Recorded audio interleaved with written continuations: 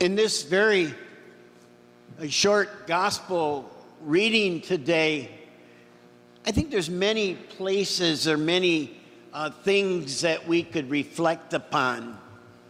Just want to mention a few of them. For example, we could reflect on the great compassion that Jesus shows towards the 10 lepers. Very compassionate, totally against their law to show that compassion to a leper. Totally against the law. After all, during the times in which Jesus lived on earth, people suffering from the disease of leprosy were considered the most deplorable people in society. Lepers inhabited a social space on the periphery of society. They were forced to live in a kind of physical, social, and even spiritual ghetto, to be away from everybody. According to Hebrew law, it was mandatory to ignore, avoid, and have nothing to do with lepers. Nothing to do with them. Nevertheless, Jesus shows by his actions that he does not honor this mandate of the law. For Jesus, it was more important to reach out and to help these suffering people. At the cry of the lepers pleading to have pity on them, Jesus hears the voices of human beings seeking to be made clean, wanting so desperately to be restored to their families and their communities. And Jesus heard their cry. He didn't see a leper. He saw a human being. We could reflect also on the lepers themselves. After all, what had they done wrong? They had done nothing wrong. They were victims of a terrible and totally misunderstood disease. Looking back over those times, doctors have said in modern times today that what was thought maybe to be leprosy wasn't in many cases. But if you had a blotch of any kind, if you had some facial pimples or whatever, if you had some other kind of mark on you, you were a leper. And you were sent away, and you were isolated. And so it was very misunderstood. And because of that, these people had to live isolated from their families and communities. They couldn't live at home. They couldn't live within the confines of the community. They had to live outside of the community. They were given no medical attention because there wasn't any. They ate whatever was thrown at them from a distance, pushed maybe by a pole. They could not work or provide for their families. They couldn't be with their families. And they had the humiliating action to, when they ever walked around, they had to have a little bell and ring it and say, unclean. In other words, stay away from me. I can cause you harm. It was for those reasons that they yelled out to Jesus today. Notice it says, from a distance. Jesus observed the law. He stayed away at a distance, but he didn't obey the part of ignoring them. He reached out and he said, Jesus, Master. They yelled at him, Jesus, Master, have pity on us. See us, recognize us, help us. Or we could reflect on the one leper who returned to give thanks to Jesus and the other 9 who didn't.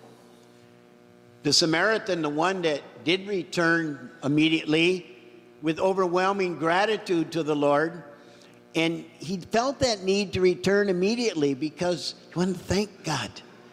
He realized he was released, he was free. But it's also interesting, isn't it, that he didn't do what Jesus told him to do. Jesus told him to go to the priest. He didn't do that. And why Jesus told him to go to the priest was that the priest was the only one that could identify and say the cure had happened. And so it was obligatory to go to the priest so that the priest could look at them and check them out and say, yeah, you're clean. You're freed from this sickness. Now you can go back into the community.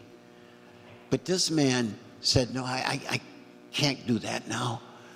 I know I'm cured. I just got to thank the one who was the source of my cure, the compassion and the mercy of Jesus.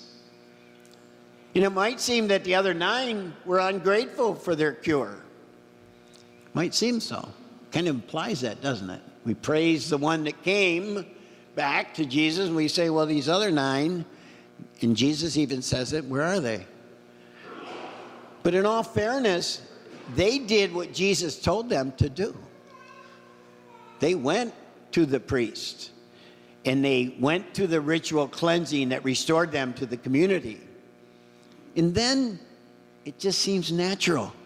They were filled with such great joy, they probably ran home to their homes, to their spouses, to their children, and say, look, I'm clean. I'm back. I can be a part of this community again.